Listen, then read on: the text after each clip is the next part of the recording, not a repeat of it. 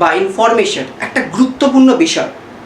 একজন গবেষক তার গবেষণার জন্য, কিংবা একজন কাউন্সেলর বা একজন শিক্ষক কিংবা কোনো শিক্ষার্থীর মূল্যায়ন কার্য সম্পন্ন করার জন্য আমাদের কিন্তু কিছু বেসিক ইনফরমেশন দরকার হয়, এবং সেই বেসিক ইনফরমেশনসগুলো কালেক্ট করার জন্য আমরা কিছু কৌশলের সাহায্য নিই, এবং এই কৌশলের মধ্যে কিছু টুলস থাকে, যে টুলসগুলোকে ব্যবহার করে বা প্রয়োগ করে আমরা সেই তথ্যগুলোকে সংগ্রহ করে থাকি।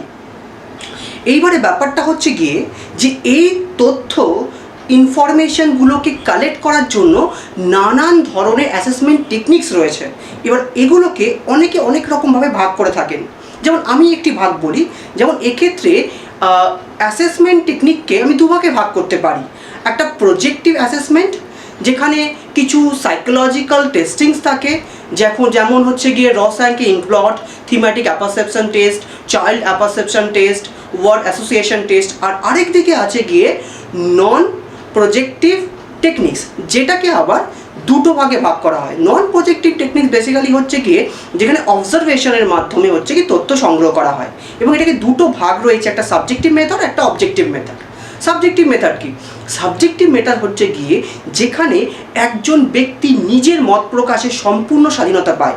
মানে এখানে একজন ব্যক্তি নিজ সম্বন্ধে একটি বিবরণী বা লেখা বা ইন্টারভিউয়ের মাধ্যমে তার মধ্যেকার অভ্যন্তরীণ চিন্তাভাবনাগুলো বা অনুভূতিগুলো অন্যের নিকট প্রকাশ করে, এবং সেখান থেকে তথ্য সংগ্রহ করা যায়। এর মধ্যে অন্তর্ভুক্ত রয়েছে কোয়েশ্চেনিয়ার রয়েছে, ইন্টারভিউ রয়েছে, কেস স্টাডি রয়েছে, আর অটোবায়োগ্রাফি রয়েছে, এগুলো।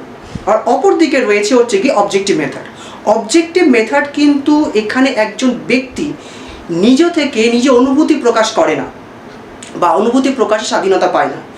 এক্ষেত্রে অবজেক্টিভ মেথডের ক্ষেত্রে গবেষক তার পরীক্ষণের জন্য সে প্রয়োজনীয় তথ্য অবজারভেশনের মাধ্যমে বা পর্যবেক্ষণের মাধ্যমে সংগ্রহ করে, কিংবা অন্য কোনো ব্যক্তির কর্তৃক সে তথ্য সংগ্রহ করে থাকে। এক্ষেত্রে রয়ে যাচ্ছে anecdotal record card, score card, ইত্যাদি। আর তার সাথে থাকছে হচ্ছে গিয়ে রেটিং স্কেল। তো বন্ধুরা, আজকে আমাদের আলোচনার বিষয় হচ্ছে কি এই রেটিং স্কেল। তো আমি কৌশিক দাস, সবাইকে স্বাগত জানাই আমার ইউটিউব চ্যানেল কেডিস ই পাঠশালাতে। আজকে আমাদের আলোচনার বিষয় হচ্ছে রেটিং স্কেল কি, এই রেটিং স্কেলের বিভিন্ন টাইপসগুলো কি কি, আর এর অ্যাডভান্টেজেস অ্যান্ড ডিসঅ্যাডভান্টেজেস। এবং এই ভিডিওটি যদি সবার ভালো লাগে তাহলে অবশ্যই লাইক, কমেন্ট ও বন্ধুদের সাথে শেয়ার করবে। আর যারা আমার চ্যানেলে নতুন তারা অবশ্যই আমার চ্যানেলটাকে সাবস্ক্রাইব করে নেবে। তাহলে কিন্তু ভিডিওতে যাওয়ার আগে, মানে শুরু করার আগে একটা জিনিস বলার, সেটা হচ্ছে যে আমার একটা ওয়েবসাইট আছে, সেটা সবাই জানো, যে www.kdsepaathshala.com। এর লিঙ্কটা আমি ভিডিও ডিসক্রিপশানে দিয়ে দেবো। তো সবাই কিন্তু এই ওয়েবসাইট, এই www.kdsepaathshala থেকে তোমরা তোমাদের প্রয়োজনীয় মেটেরিয়ালস কিন্তু সেখান থেকে পাবে, অনেক ধরনের বিষয়। আর একটা কথা, যে আজকের যে এই ভিডিও বা আজকের যেটা আমার টপিক, মানে রেটিং স্কেল, এই রেটিং স্কেল সম্বন্ধিত মেটেরিয়ালস কিন্তু আমি আমার ভিডিও ডেসক্রিপশনে দিয়ে দেবো। সেখানে থেকে তোমরা কিন্তু এটাকে ডাউনলোড বা নিজেদের মতো করে লিখে নিতে পারো। ঠিক আছে? তো আর দেরি করব না, এবারে আমরা আমাদের বিষয়ে আসি। চলে আসি রেটিং স্কেল। রেটিং স্কেল কি? রেটিং স্কেল হচ্ছে গিয়ে ব্যক্তিসত্তা পরিমাপের একটা প্রাচীনতম ও খুবই জনপ্রিয় একটা পদ্ধতি। এই পদ্ধতি কিন্তু একটা খুবই সহজ এবং সরলভাবে বা সরল পদ্ধতিতে কোনো একজন ব্যক্তি সম্পর্কিত তথ্য কিন্তু সংগ্রহ করা যায়। এবার বিষয়টা বা জিনিসটা কি সেটাই আসি। রেটিং স্কেল হচ্ছে গিয়ে যেখানে রেট করা হয়, যেখানে একজন ব্যক্তি অপর একজন ব্যক্তিকে রেটিং দেয়। লিকার্ট স্কেল অনুযায়ী এখানে রেটিংগুলো করা হয়, যে very poor, average, good, very good, এইভাবে রেটিংগুলো করা থাকে। এবং তার সাথে কিছু ট্রেডস দেওয়া হয়, ধরুন ফর লাইক কমিউনিকেশন, সিনসিয়ারিটি। তো এই যে রেটিংগুলো ধরে ধরে যে ব্যক্তি, ধরুন আমার সম্বন্ধে কেউ রেটিং করছে, আমার কমিউনিকেশন স্কিল, আমার সিনসিয়ারিটি, এই নিয়ে কি রেটিং করছে, ধরুন, তো সে কী করছে, যে আমার ওই যে 5 পয়েন্ট স্কেলের কথা আমি বললাম, যে ধরুন ভেরি পোর হচ্ছে গিয়ে 1, পোর 2, অ্যাভারেজ 3, গুড 4, ভেরি গুড 5, এইভাবে 1 to 5 সাজানো থাকবে। সে মনে করলো আমার কমিউনিকেশন স্কিল হচ্ছে গিয়ে 3, সেখানে 3তে টিক করে। আবার মনে হচ্ছে সিনসিয়ারিটি হচ্ছে গিয়ে 4, সেখানে 4-এ টিক করছে। তো এইভাবে রেটিংগুলো হয়, যেখানে একজন যিনি তথ্য সংগ্রাহক, হ্যাঁ, তিনি কি করেন, যে ব্যক্তি সম্বন্ধে তিনি তথ্য সংগ্রহ করতে চাইছেন সেই সম্বন্ধে যাকে সে চেনে, মানে তাকে সে চেনে এমন একজন ব্যক্তিকে তার দিকগুলো সম্বন্ধে তুলে ধরে একটা রেটিং তাদেরকে দেওয়া হচ্ছে, এবং সেখানে সেই জিনিসগুলোকে পড়ছে এবং সে যে তাকে চেনে তাকে তার সম্বন্ধে সে কিন্তু রেট করছে।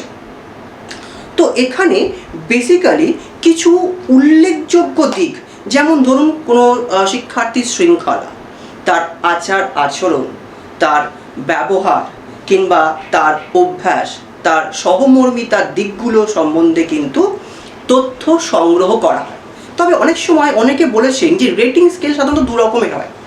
কেউ বলেছেন, যেমন এতক্ষণ ধরে আমি বলছি যে যেখানে আমি আমার যে সাবজেক্ট বা আমি যার সম্বন্ধে তথ্য সংগ্রহ করছি তার সম্বন্ধে অন্য কেউ একজন রেট করছে, কিন্তু অনেকে বলেছেন যে অনেক সময় দেখা যায় যে অপরের দ্বারাও হয়, আবার নিজের দ্বারাও হয়, মানে একজন ব্যক্তি নিজেকে রেট করছে। যেমন ধরুন আমি কোনো একটা ডক্টরের কাছে গেছি, বলছি আমার পেন হয়েছে, আমার পেটে ব্যথা করছে। তো ডক্টর বলছে তো তোমার যে পেন হয়েছে পেটে, এটাকে তুমি কত রেটিং দেবে? তখন আমি বলছি আমি এই পেনটাকে 10-এ 7 দেব। তাহলে এখানে আমি আমার পেটের ব্যথাটাকে নিজে কিন্তু রেটিং দিলাম, ঠিক আছে? তো এটা সাধারণত দুরকমভাবে হয়, অপরের দ্বারা হয় এবং নিজের দ্বারা হয়। কিন্তু এই বারবার বলছি এই রেটিংটা কিন্তু হচ্ছে তথ্য সংগ্রাহক যে সমস্ত টুলসগুলো রয়েছে সব থেকে প্রাচীন, সব থেকে জনপ্রিয় এবং সব থেকে সহজ সরল একটা পদ্ধতি। এইবারে আমরা আসবো হচ্ছে গিয়ে এই যে রেটিং, তার ক্লাসিফিকেশন। রেটিংকে সাধারণত আমরা 4 ভাগে ভাগ করতে পারি। তো কি কি সেগুলো? প্রথম আসি গ্রাফিক রেটিং, তারপরে আসে নিউমেরিক্যাল রেটিং, তারপরে ডেসক্রিপটিভ রেটিং, আর লাস্টে আসছে কম্পারেটিভ রেটিং স্কেল। এবার আমরা প্রত্যেকটাকে ইন্ডিভিজুয়ালি ধরে ধরে আলোচনা করব। তো প্রথমে আসছি হচ্ছে গিয়ে গ্রাফিক রেটিং। আমি একটু আগে যে এক্সাম্পলটা দিলাম ওটা কিন্তু গ্রাফিক রেটিংয়েরই এক্সাম্পল ছিল, যেখানে 1 to 3 বা 1 to 5 বা 1 to 5 লিকার্ট স্কেলে রেটিংগুলো থাকে, যেমন ভেরি পোর, অ্যাভারেজ, গুড এবং হচ্ছে গিয়ে এক্সিলেন্ট। এইভাবে সাজানো থাকে ভার্টিক্যালি, এই হরাইজন্টালি, আর ভার্টিক্যালি থাকে হচ্ছে গিয়ে কিছু পারফরমেন্স লেভেল বা ট্রেড বা ওয়ার্ক ডাইমেনশন, যার মধ্যে এখানে আমি কয়েকটা দিয়েছি, অ্যাটেন্ডেন্স বা কমিউনিকেশন স্কিল বা সিনসিয়ারিটি বা ডিপেন্ডেবিলিটি। এবার ধরুন একজন স্টুডেন্ট আমাকে রেট করছে, তো সেখানে আমার সিনসিয়ারিটির পাশে সে একটা টিক মারলো, যেমন এখানে গুড। কমিউনিকেশন স্কিলের জায়গায় সে অ্যাভারেজ দিয়েছে, অ্যাটেন্ডেন্সের জায়গায় অ্যাভারেজ দিয়েছে, আর ডিপেন্ডেবিলিটির জায়গায় সে ফুল মার্কস বা এক্সিলেন্ট দিয়েছে। তো এইভাবে পুরো চিত্রটাকে আমরা কিছু থাকছে, মানে যে রেটিংগুলো থাকছে সেটা বেসিক্যালি হরাইজন্টালি থাকছে, আর ট্রেডসগুলো ভার্টিক্যালি থাকছে। সেই ওয়াইজ সে রেট করছে, মানে টিক মার্ক দিচ্ছে, এবং টিক মার্কের মাধ্যমে হচ্ছে গিয়ে এটা একটা গ্রাফিক চিত্র ধারণ করছে। তো এটা হচ্ছে গিয়ে গ্রাফিক রেটিং স্কেল। এবার নেক্সট আসছি সংখ্যা সূচক রেটিং স্কেল, যেটা আমি একটু আগে বললাম, যে ধরুন কোনো একটা আমার পেটে ব্যথা করছে, ঠিক আছে, আমার পেটে ব্যথা করছে, তো আমি ডক্টরকে বললাম যে আমার ট্রেনে হচ্ছে গিয়ে আমার 7। তো দেখুন এখানে কতগুলো পার্টে ভাগ করা হয়েছে, যে 1 to 3 হচ্ছে গিয়ে মাইল্ড, 4 to 6 হচ্ছে গিয়ে মডারেট, আর 7 to 10 হচ্ছে গিয়ে সেভিয়ার। তাহলে আমি যখন বলছি যে আমি আমার পেটে ব্যথাকে 10-এ 7 দেবো, তার মানে আমার সিভিয়ার লেভেলের পেটে ব্যথা হচ্ছে। তো এইভাবে আমি আমার পেটে ব্যথাটাকে এক্সপ্রেস করছি থ্রু রেটিং। এটা হচ্ছে গিয়ে সংখ্যা সূচক রেটিং। বা আপনাদের পরীক্ষাটাও হচ্ছে গিয়ে এইভাবে করা যেতে পারে, যে পরীক্ষাটা কেমন হলো বা কোয়েশ্চেন্স কেমন এসেছিল, হ্যাঁ, বা স্যার ম্যাডামরা যে এক্সামিনেশনগুলো নেয় বা ইভ্যালুয়েশন টেকনিক, সেই সময় তোমাদের রেটিংটা কী হতে পারে, সেগুলো হতেও এটা কিন্তু অ্যাপ্লাই করা যেতে পারে। নেক্সট আসছি হচ্ছে গিয়ে বর্ণনামূলক রেটিং স্কেল। তো বর্ণনামূলক রেটিং স্কেল কি? বর্ণনামূলক রেটিং স্কেল কিন্তু এখানে কিন্তু আগে যেমন 1 2 3 4 5 ছিল, এখানে কিন্তু alphabet A B C D E, মানে এ হচ্ছে কি এক্সিলেন্ট, বি হচ্ছে গুড, সি হচ্ছে অ্যাভারেজ, ডি হচ্ছে পোর, আর ই হচ্ছে গিয়ে ভেরি পোর। এইভাবে কি হয়, একটা উত্তরদাতা মানে যে ধরুন যে উত্তরটা দিচ্ছে, মানে যার কাছ থেকে আমি ওই রেটিংয়ের ফর্মটাকে ফিল আপ করাচ্ছি যাকে দিয়ে, সে কি করে, সে তাকে যে বিষয়ে আমি তার মতামতটা চাইছি সে সেই বিষয়ে এই যে টিক করে, সে এই টিকের মাধ্যমে যে তার এক্সপ্রেশনটা দেয়, তার বর্ণনাটা সে করে, তার যে উত্তর সে তার বর্ণটা আমার সামনে সে স্বাধীনভাবে প্রকাশ করে। তো এটা হচ্ছে গিয়ে বর্ণনামূলক রেটিং স্কেল। এবার নেক্সট আসছি যেটা লাস্ট, এটা হচ্ছে তুলনামূলক রেটিং স্কেল। এখানে কি হয়, এখানে তুলনা করা হয়, অনেকগুলো বিষয় বা টপিক বেছে নেওয়া হয়। হ্যাঁ, যেমন ধরুন কোনো একটা সাবজেক্টের প্রত্যেকটা সাবজেক্টের আন্ডারে 4টে করে পেপার, ঠিক আছে, সাবজেক্টের আন্ডারে 4টে করে পেপার, সেই 4টে করে পেপার সম্বন্ধে সবাই হচ্ছে গিয়ে রেটিং করছে, স্টুডেন্টরা 4টে করে পেপার, 3টে সাবজেক্টের আন্ডারে 4টে করে পেপার, সবাই রেটিং করছে। এবার আমি 3টে সাবজেক্টকে লিখলাম, 3টে সাবজেক্টের আন্ডারে 4টে করে পেপারকে যারা যা রেটিং করেছে সেগুলোকে যোগ করে আমি পাশে প্লাস করে করে একটা করে স্তম্ভ তুললাম, এবং তারপর আমি ওই 3টে সাবজেক্টের যে 4টে পেপার, সেই 4টে পেপারের যে একটা কম্প্যারিজন, সেই কম্প্যারিজনটা কিন্তু এর মাধ্যমে করতে পারছি। বেসিক্যালি এই প্রকার স্কেলে কি প্রত্যাশা করা হয়, যে একটা উত্তরদাতা সাথে আরেকটা উত্তরদাতার তুলনা। ধরুন আমি একজন অ্যাজ আ রিসার্চার হিসাবে, ধরুন আমি আমার একজন সাবজেক্ট বা আমি তার সম্বন্ধে তথ্য সংগ্রহ করছি, এবার তার বন্ধু বান্ধবদের কাছ থেকে আমি তার যে রেটিং সেটা নেব, ঠিক আছে। এবারে কি হবে, আমি 3জনকে ধরুন দিলাম রেটিংটাকে করার জন্য, এবার তারা রেটিং করবে, উত্তর দেবে, এবার তার রেটিংটাকে আমি এই কম্প্যারিজন রেটিংয়ে ফেলে আমি কম্প্যারিজন করব যে 3জনে কি ইকুয়াল দিচ্ছে নাকি না 3জনের মধ্যে খুব ডিফারেন্স হয়ে যাচ্ছে। যদি ডিফারেন্স হয়ে যায় তাহলে সেক্ষেত্রে কিন্তু সমস্যা, কারণ দুজন ব্যক্তি বলছে যে তার সিনসিয়ারিটি গুড, মানে ধরুন 4, ধরা দিলাম 4 গুড, আর একজন বলছে ভেরি পোর মানে 1, তার মানে কিন্তু এটা কিন্তু ফারাকটা চলে আসলো। তো সেক্ষেত্রে সবসময় অ্যাজ আ রিসার্চার হিসাবে আমার যে স্যাম্পল বা যার সম্বন্ধে আমি তথ্য সংগ্রহ করছি, বা ধরুন যাকে আমি ইভ্যালুয়েট করতে চাইছি বা যাকে আমি গাইডেন্স দেব, তার সম্বন্ধে জানার আগে কিছু স্পেসিফিক দিক জানার জন্য আমি কিছু রেটিং তৈরি করে স্টুডেন্টসদেরকে, মানে তার বন্ধু বান্ধবদেরকে দিচ্ছি। তার কাছ থেকে যে উত্তরটা পাচ্ছি সেই উত্তরটা কিন্তু সবসময় এই কম্প্যারিজন টেবিলে ফেলে আমাদের একবার দেখে নেওয়া উচিত, তাহলে আমাদের কাজটা অনেক সুবিধা হয়ে যায় বা আমাদের কাছে ডেটা বা চিত্রটা অনেকটা পরিষ্কার হয়ে আসে। এইবারে আমি আসবো, যেটা হয়ে গেল ক্লাসিফিকেশন। এবারে আমি আসবো হচ্ছে কি অ্যাডভান্টেজেস এবং ডিসঅ্যাডভান্টেজেস। ফার্স্টে আসি হচ্ছে গিয়ে advantages of rating scale.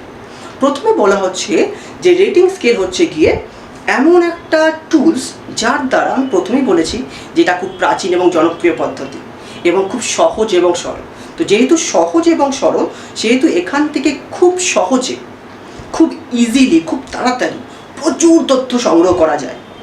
Next বলা হচ্ছে যে এখানে যে যারা এইখানে মানে করছে, রিপ্লাই করছে, তাদের যে উত্তর, সেই উত্তরগুলোকে খুব সহজে বিশ্লেষণ করা যায়। হ্যাঁ, নেক্সট বলা হচ্ছে যে এই তথ্যের মানে এই তথ্যে বা এই স্কেলের মধ্য দিয়ে আমরা কিন্তু কোয়ালিটেটিভ এবং কোয়ান্টিটেটিভ উভয় ধরনের তথ্য কিন্তু সংগ্রহ করতে পারি। আর তারপরে আসবো হচ্ছে গিয়ে যে রেটিং স্কেল প্রয়োগ করা খুবই সহজ, যেটা আমি প্রথম থেকেই বলে আসি যে রেটিং স্কেল কিন্তু প্রয়োগ করা খুবই সহজ। ধরুন বর্তমানে যত রিসার্চ হয়, সেই রিসার্চে কিন্তু এই রেটিং স্কেল কিন্তু থাকে এবং সেটা খুব ইজিলি কিন্তু অ্যাপ্লাই করা যায় কারোর উপরে, অ্যাপ্লাই করে কিন্তু তথ্য সংগ্রহ করা যায়। কিন্তু এর এত সুবিধা থাকা সত্ত্বেও কিন্তু বেশ কিছু অসুবিধা আছে। এবার আমরা আসবো সেই অসুবিধা থেকে। অসুবিধার মধ্যে সবথেকে আগে যেটা আমাকে বলতেই হবে সেটা হচ্ছে গিয়ে যে এই রেটিং স্কেলের দ্বারা কিন্তু একজন শিক্ষার্থীর সামগ্রিক দিকের তথ্য সংগ্রহ করা যায় না। কারণ আমি একটু আগেই বলেছিলাম যে রেটিং স্কেলের মাধ্যমে কিছু স্পেসিফিক দিকে তথ্য সংগ্রহ করা হয়। কিন্তু সমকৃতি তথ্য সংগ্রহ করা যায় না। এবার আরেকটা কথা হচ্ছে গিয়ে যে রেটিং স্কেলের দ্বারা কিন্তু একজন ব্যক্তি সব দিকের পরিমাপ সম্ভব নয়। অনেক সময় কি হয়, যেটা আমি একটু আগে আপনাদেরকে বললাম, যে তথ্য সংগ্রহ করার পর সেটা কম্প্যারিজন টেবিলে ফেলে দেখে নিতে হবে। কারণ কি হয় যে অনেকের উত্তর কিন্তু অসঙ্গতিপূর্ণ হয় বা পক্ষপাত দুষ্ট হয়। এটা নিয়ে আমি অত এক্সপ্লেন করছি না, এটা আপনারা ভালো করে বুঝবেন যে পক্ষপাত দুষ্ট কিন্তু হয়। তো পক্ষপাত দুষ্ট হওয়ার যদি কারোর হয়ে থাকে বা যদি সেটা কেউ করে থাকে, তাহলে সেখানে কিন্তু একটা পজিটিভ তথ্য বা সঠিক বা নির্ভুল তথ্য পাওয়াটা কিন্তু অসম্ভব হয়ে পড়ে। নেক্সট আসছি গিয়ে, যদি সঠিকভাবে কেউ রেটিং না করে, আমি একটু আগেই বলছিলাম, যদি সঠিকভাবে কেউ রেটিং না করে তাহলে ভুল তথ্য সংগৃহীত হবে। কোনো একটা স্টুডেন্ট ধরুন সিনসিয়ার, কিন্তু সেখানে সে দিচ্ছে ভেরি পোর, তার মানে ধরে নিতে হবে সে সিনসিয়ার নয়, কিন্তু আদৌকে সে সিনসিয়ার। নেক্সট বলা হচ্ছে গিয়ে বিষয়ভিত্তিক মূল্যায়নের ক্ষেত্রে রেটিং স্কেলের নির্ভরযোগ্যতা খুবই কম, যেহেতু এই ধরনের স্কেলে এক একজন এক এক রকমভাবে তথ্য দিয়ে থাকে, প্রদান করে থাকে, সেই জন্য কিন্তু এই নির্ভরযোগ্যতা কিন্তু ভীষণভাবে কম হয়ে থাকে। তাহলে আজকের ভিডিওতে মোটামুটি আশা করছি আমি সবারই এই রেটিং স্কেল ব্যাপারটা কী এবং এর টাইপস বা এর অ্যাডভান্টেজ ডিসঅ্যাডভান্টেজ আলোচনার মধ্য দিয়ে আর এর কনসেপ্টটা পুরোপুরিভাবে ক্লিয়ার করতে পেরেছি। তো আজকের ভিডিওটা এখানেই আমি এখানেই শেষ করছি। যদি ভিডিওটা ভালো লাগে অবশ্যই লাইক, কমেন্ট, শেয়ার করবে, বন্ধুদের সাথে শেয়ার করবে, এবং যারা চ্যানেলে নতুন তারা অবশ্যই আমার চ্যানেলটাকে সাবস্ক্রাইব করবেন। কারণ আপনারা সাবস্ক্রাইব করলে আমি আরও বেশি করে আরও নতুন টপিক আপনাদের সামনে নিয়ে আসতে আরও বেশি মোটিভেট হব। আর আরেকটা কথা, সেটা হচ্ছে কি, আমি এর মেটেরিয়ালসটা যেটা নোটসটা সেটা আমি ভিডিও ডেসক্রিপশনে দিয়ে দেবো। আর আমার ওয়েবসাইটের কথা তো বলেইছি যে www.kdsepathala পাঠশালা যে ওয়েবসাইটটা আমার আছে, সেই ওয়েবসাইটে আপনারা প্রিভিয়াস ইয়ারের কোয়েশ্চেন্স থেকে শুরু করে ইংলিশ, বেঙ্গলি মেটেরিয়ালস থেকে শুরু করে সমস্ত কিছু সেখানে পাওয়া যায়, এবং সেটা আশা করি সমস্ত ছাত্রছাত্রীদের ভীষণভাবে কাজে লাগবে। তাই আমার অনুরোধ রইল সেই ওয়েবসাইটে সকলকে একবার অন্তত হলে ভিজিট করা, এবং আশা করছি আপনারা ভিজিট করবেন। ভালো থাকবেন, সুস্থ থাকবেন। ধন্যবাদ।